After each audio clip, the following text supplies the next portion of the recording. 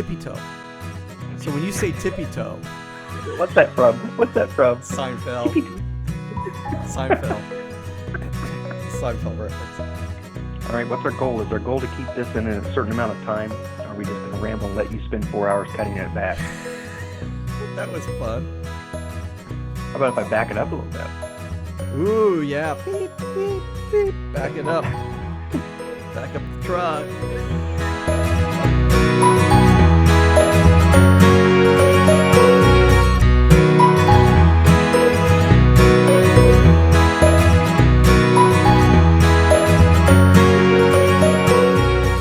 Welcome to Pondering Psalms with David Mullins and Curt Austin.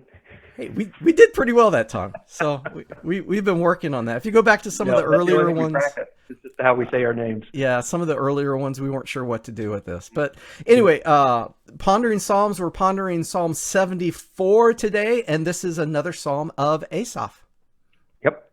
And I don't know, what did you think about this psalm? I mean, as you read it every day this week, which is what we're trying to do, folks, is every day we're reading the same psalm.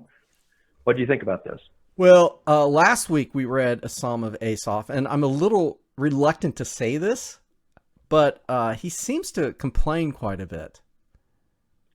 I mean, last week he was complaining about, the rich fat cats doing so well, and things are not going so well, apparently for him. And today, once again, he is complaining. Yeah, but okay, put it in context. For those of you who've been following along, you've read this, you know what the story is. You come around the corner at your church, and somebody's got an axe, and they're cutting up the altar, they're cutting up the prayer rail, they're cutting up the pews, they're breaking out the windows. I didn't say he didn't have reason to complain. Okay, well, yeah, but I don't know that it's complaining. It's lamenting. It's a very much of a lament. Yeah, it's a lament. It really is. And so why don't we just go ahead and dive in? And the very first line, "O God, why have you rejected us so long? Why is your anger so intense against the sheep of your own pasture?" You know, if you have a history of being enslaved for 400 years and calling out to God, it's probably part of your. Have you seen that study that says that trauma can be passed down through your genetic material? Oh, I have not seen that. So if I am traumatized as a child, and then I grow up and I have children, they believe, now this is, I don't know how they prove this, but they believe that there's some of that trauma that gets your DNA gets changed slightly. Okay. And so you pass that down. Well, if you live in a culture, a cycle, a community that has experienced culture over and over again, it almost become a trigger point, right? And it's like, oh my gosh, I mean, this has happened again. Yeah. Why has God forsaken us over and over throughout history? It's part of their story. Yeah. Well, and another part of the story is rescue. They were enslaved for 400 years, but God rescued them in a way that made such an impact that all throughout the Psalms and throughout the prophet, they would keep remembering that time of rescue. And so I think that comes into play here in this passage as well. Do you think this is kind of like a retelling of the Exodus story in a sense? One of the things I read this week said no, but other things that I read said yes. So okay. Let's go with their opinion about this. And maybe to put it in context, I don't think scholars are sure they know exactly when this psalm was written. I mean, I would think it was written after the destruction of the temple in like 584, something like that. But here's the sad thing, Curt. They're not sure that is specifically what this is about, which means that there were other times that this could have been written, which means there were other times of this destruction of either a synagogue or a gathering place or maybe the temple itself.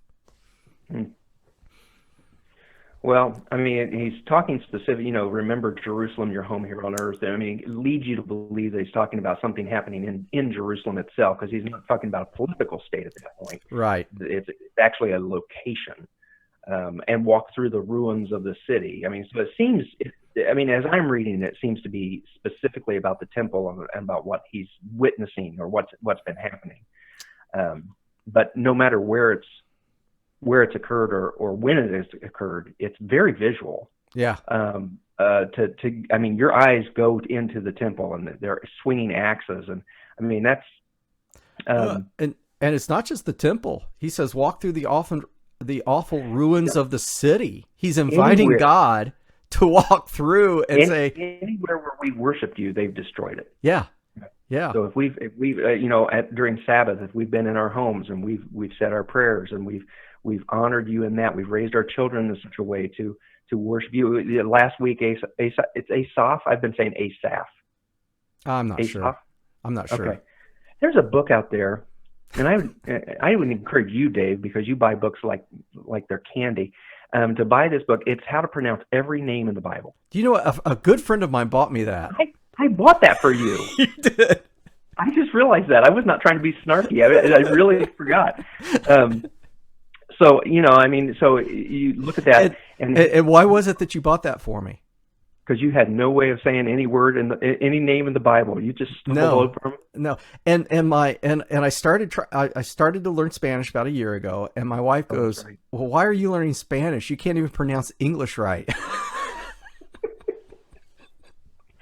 But it's so impressive when you say Spanish, because nobody around you that speaks English knows that you're not pronouncing Spanish wrong. Exactly. Yeah. All right, back to the Psalm. Yes. This is we're burning time. But anyway, last week he talked about how I entered into your sanctuary, or I went into your sanctuary. Yeah. And the sanctuary, we had the discussion about, is the sanctuary a place? Well, maybe not. Maybe it's a moment in time. Maybe it's maybe it's a sense of who we are. Well, this gives you the sense that it's not just a single building; it's every place where we have worshipped you.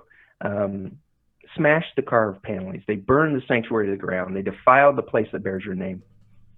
Let's destroy everything. Then they thought. So they've already done all of that, and then they thought, let's destroy everything. Yeah, why not? We're in the mode. We're here. We have all our instruments of destruction. I got my pick. I'm all set. Yeah. So they burned all the places where God worshiped. Now, verse 9, I think that's where it goes back to the people that were talking to Jesus. Show us a miraculous sign. Yeah. You go back to the people in Egypt. Show us a sign. We no longer see those signs. All the prophets are gone, and no one can tell us when it will end. That's got to be heartbreaking. Yeah, and I think this is why some scholars might think that it's not the destruction of the temple in the 500s, because there was 400 years where there were no prophets in Jerusalem. Right. And so and I'm not sure exactly. I'd have to go back and see if they even mentioned it in what I was reading.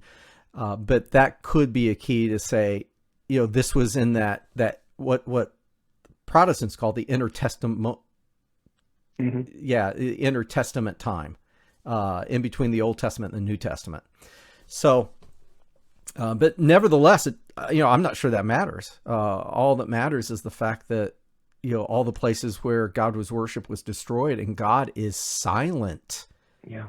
And they don't see an end in sight. I mean, not only was he silent in allowing these enemies to come and destroy things, God was silent because there were no prophets and no miraculous signs. It's like God was on vacation. And not only were they doing that, he goes and he says, they're insulting God as well. We're getting a deluge here. Oh, is it raining? Yeah. Okay. No, not just raining. It's really letting loose. Okay. So I think, when you talk about that and you then turn to this call in beginning of verse 10, God, how long are you going to let this happen? Yeah. You're bigger than this, right? I mean, are you going to let them do this to you? Yeah. And I think that's a key point. You're bigger than this. You're bigger than they are. Yeah. unleash your powerful fist. And then he starts going through the things that God has done in the past that has proven that God is God. I picked out, I mean, really early on, not day one, but after I'd read through this a couple of days, because it's a very visual for me. But when you get to verse 12 through 17, boy, that's the, and this is the question I had then as I read this. And I didn't read any commentary this week. I just let the passage speak to me. Unfortunately, I wasn't able to hear it very much. But the question I came away with on this is, in verse 12 through 17, is he reminding God or is he reminding himself? You, God, are my king from ages past. Yeah. He's trying to call God into action. And one of the things about this is, it's a lament. I used to say that, even in the laments, there are times of thankfulness and worship and looking up to God. I don't really see it here, but what you do see here is someone who knows that they're in a relationship with another being. Okay, so this reminds me, you and I have been unpacking this a little bit more since last week. My wife and I talked about it, actually. The scholar that you read to us last week, he had three takes on the psalm. Yeah, and I'm glad you brought that up, because I was wrong. You asked in last week's for this psalm, because he said talked about orientation, disorientation, and new orientation. And I liked the word reorientation, but I think new orientation is really more accurate, because they're in a completely new place. Yeah. And then you start the process over. See, that's the thing. It's very circular. And so where does this passage fall? Well, what I was going to say is last week you said just for this Psalm 73, and I said yes, but I have that book and I looked through it and it's like, no, that is the lens that he views the Psalms through. And so he talks about Psalms of orientation, Psalms of disorientation, and Psalms of new orientation. Psalm 73 just really displayed all of those. Okay. That was the thing. It had all three aspects. This one, I would say disorientation. Because they're surprised. He's surprised. He's like, knowing what I know about God, knowing what I know about God's past. It's like the scene in I think it's Lord of the Rings. I think it's the second film where, and I forget the king's name, he is just a shell of himself. Oh, sure. Yeah. Yeah. And he is sitting there, and the little demon guy is whispering into his ear. And it's almost like that's where this guy is, that he comes in and he says, you're better than this. I struggle to say that, but he's like, remember what you did. You split the seas. Remember, you smashed the heads of the sea monsters. This section with these animals, they think it comes from Canaanites, I forget the other ancient religion, basically saying you did better than they did. I mean, you're even more powerful than the gods of the other nations. Yeah. But yet, here we are. Yeah. And where are you? See how these enemies insult you, Lord. It's like, I was thinking about Abraham did that, right? When the angels were going to destroy, when God was going to destroy Sodom and Gomorrah, Abraham said, well, wait a minute. You wouldn't do it for this many or that many or the other many. I mean, he went down the whole, he got him talked down all the way to what, 5? 10. I think it was 10. Yeah. Yeah.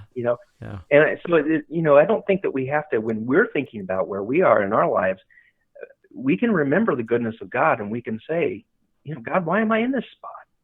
You look what you've done in my life. Yeah. And call God to challenge, to say, where are you now? But also, we need to remember that we also need to remember that. Yeah. Because as we've talked for the last 5 weeks, it's really easy for us to be in this hole that we've dug for ourselves, and then say, God doesn't love me enough, and and we forget. We take our eyes off of what's true. There's one aspect I don't want to lose in this. Remember the very first verse, I think it's the first verse, first or second verse, what was his reasoning behind God's silence here? Well, sheep of your pasture, why is your anger so intense? Yeah. God's angry with us. Which again is also the story of Israel, right? They walk away. Yeah. They forget. They build the Asherah poles. They do all of this stuff, and then they're shocked when things fall apart. Yeah. Well, and what's interesting is it's like, okay, God's angry at us. How long are you going to get angry at us? And kind of goes through this litany of things that God did in the past, but yet nowhere in the passage does he deal with why God's angry, or maybe our responsibility or his people's responsibility at that point in that breach of relationship. That's beautiful. In fact, there were a couple of words. Well, there were three things that stood out to me. One is the very first. We're the sheep of your pasture. Yes. We're so meek and mild. And then in 19, don't let these wild beasts destroy your turtle doves. That's just these sweethearts.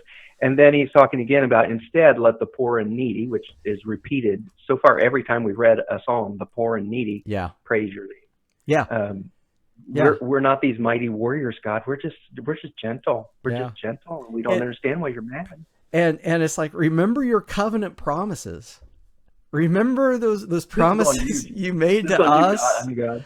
Yeah. And but God's angry, and the question is, what is the source of God's anger? I mean, if it's in the 580s, if it's the destruction of the temple, the other prophets are going through telling them why God is angry. It's because you didn't hold up your end. Maybe that's why they don't know. There are no prophets anymore that tell them when. So that would mean that perhaps could mean that it wasn't at that 500, that maybe he really is clueless. And he's like, I know you're angry. I do like that Asaph doesn't tippy-toe around the issues, right? I mean, he gets right to, this is how bad it is. This is what we want from you. I mean, he doesn't dance around that. He goes right to it. Yeah. So there's no repentance through any of this either. Which is unusual, right, for a psalm. I mean, a lot of times the psalms will take you through that point of I've been away from you, or I've. Yeah, I mean, you would think, if God is angry, and I try to put it in just a normal relationship. If you're angry with me, Curt, I would think that, okay, there's something that I have done. And maybe I did it without even knowing that I did it, because I'm clueless like that. Actually, there was a woman that was mad at me for like 2 weeks, and her husband came to talk to me and goes, well, you've probably noticed my wife hasn't been talking to you. I said, actually, no, I hadn't noticed. Yeah. I'm kind of clueless.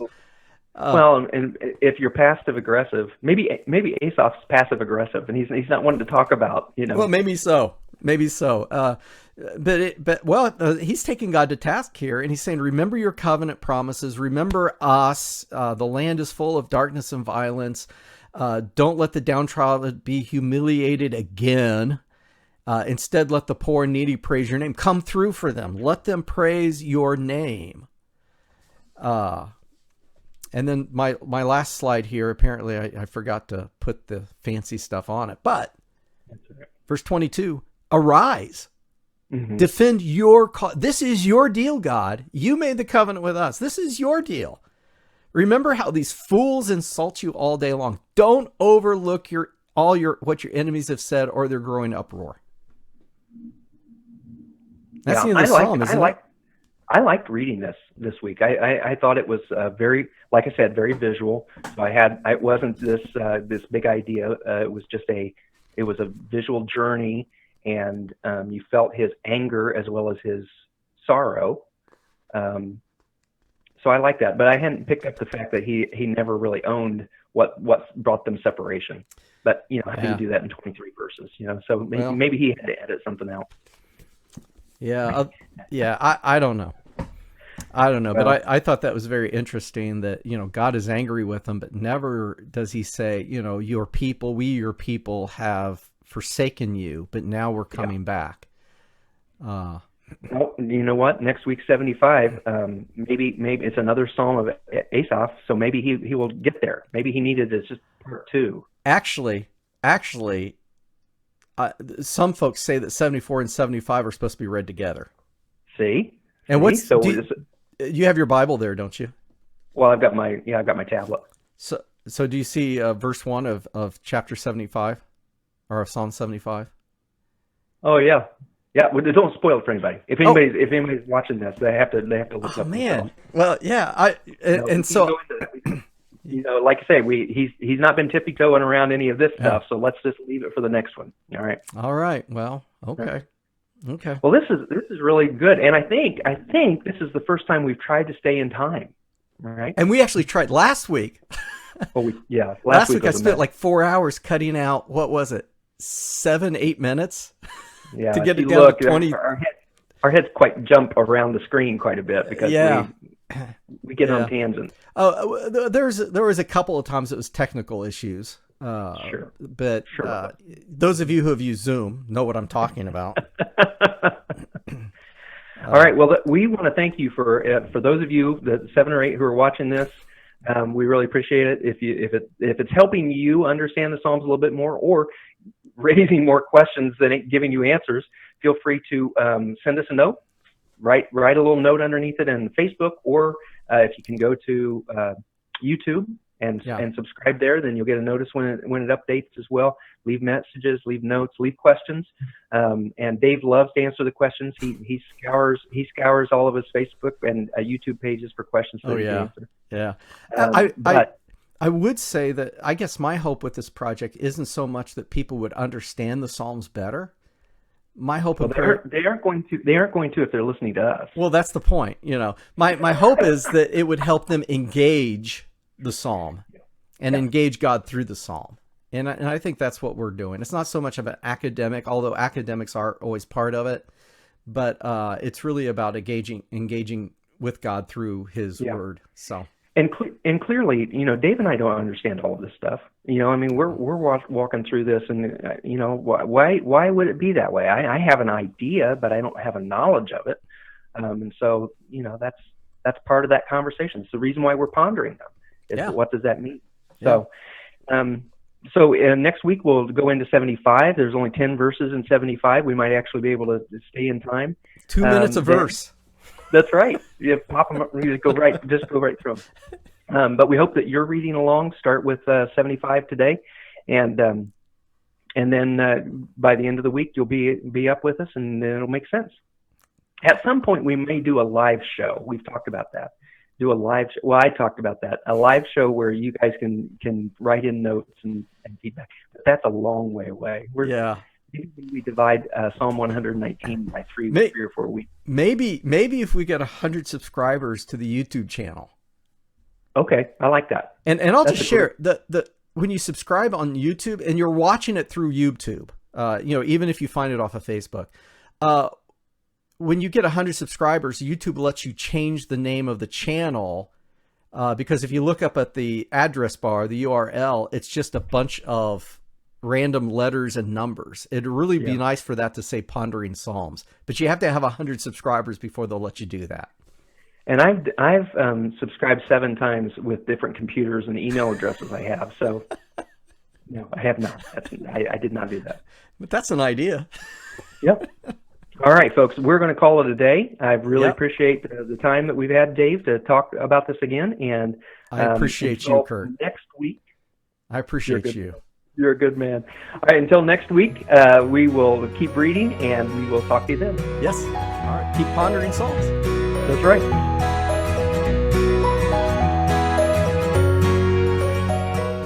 Our stuff is so high quality. I mean, what part do you cut? I mean, really. I would venture to say, in all honesty, what part do we keep? It's not the what part do you cut. There's plenty to cut. If I do lose the electricity, go ahead and just keep going. I mean, no, I'm serious. Just go ahead and keep going. I can't go on without you, man. Say, just like Asaph lost the temple, we just lost Kurt. Oh It my. was horrible. Yeah, it was terrible. That's sad.